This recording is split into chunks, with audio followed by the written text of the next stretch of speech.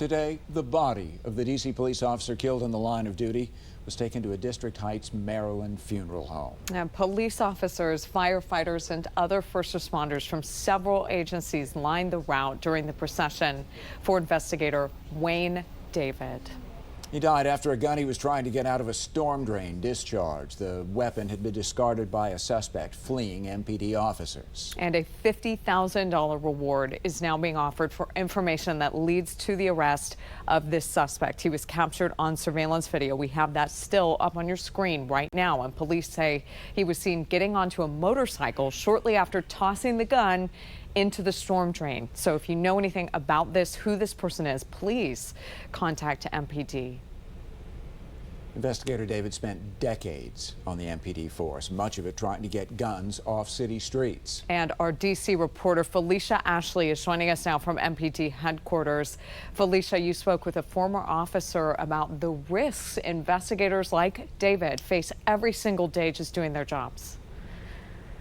That's right, and he said, especially living through what we are all seeing right now, he said it reminds him of the risk, which also include the ultimate sacrifice. Right now, all flags in D.C. are at half staff to honor the life of Officer David.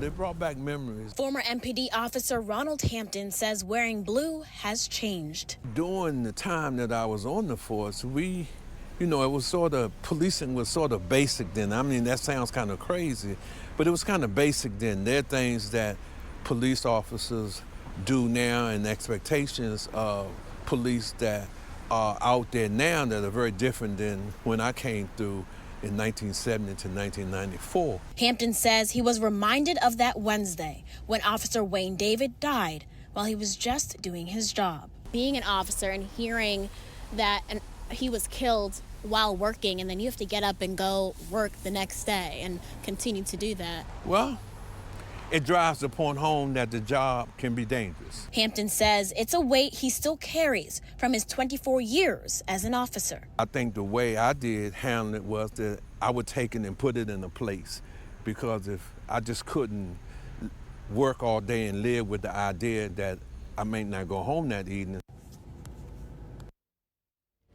Officer David's name will be added right here to the other names of D.C. officers etched here in stone at the police memorial that also lost their lives while serving the community. Now, Officer David's church, National Community Church, mentioned that they will be having prayers and support services for anyone who needs support during this time. He did reach out to MPD for details on his funeral services for the community to support. However, at this time, they could not share that information. We'll, of course, continue to bring you the latest updates on this story.